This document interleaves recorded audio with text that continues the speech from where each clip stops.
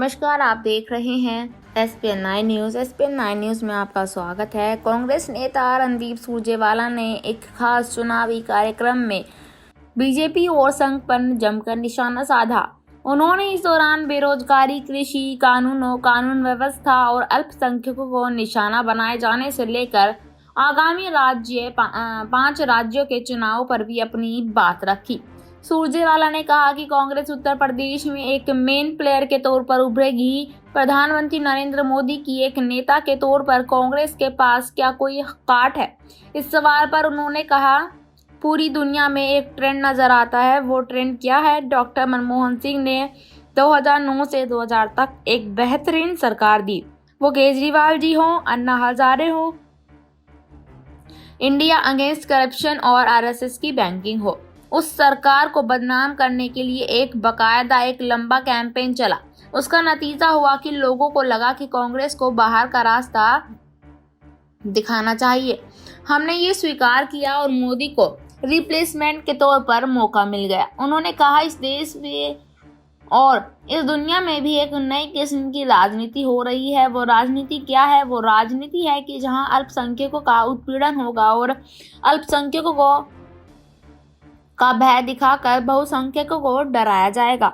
मैं बिल्कुल साफ शब्दों में आपको कहूंगा, 85, 90 से 92 करोड़ हिंदुओं को बार बार बीजेपी और संघ के द्वारा कहा जाता है कि 18 या 15 करोड़ मुसलमान आपके दुश्मन हैं।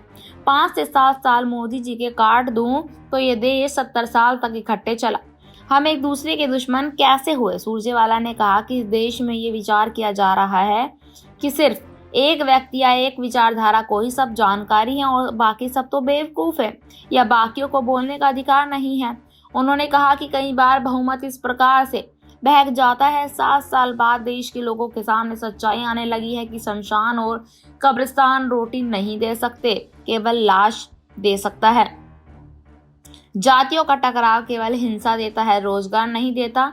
हमारी सोच कुछ देर के लिए जरूर हारी, लेकिन हमारी सोच और विचारधारा इस देश के लिए DNA में है, वो दोबारा उभरेगी। सुरजेवाला ने इसके बाद कहा कि ये चुनावी राज्यों की जनता के लिए एक मौका है, खासकर 3 राज्य पंजाब, उत्तराखंड, उत्तर प्रदेश के लोगों के लिए ये मौका है। किसानों को 700 किसानों ने अपनी जिंदगियां दी। लाखों किसान दिल्ली के दरवाजे पर चीखते रहे, चिल्लाते रहे, लेकिन प्रधानमंत्री और मोदी सरकार ने उनकी एक ना सुनी।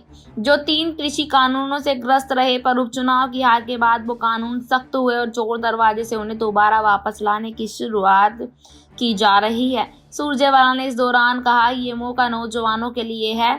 उन्होंने कहा कि ये मौका है महंगाई, बेरोजगारी का बदला लेने का, मौका है वोट की चोट से बीजेपी को जवाब देने का।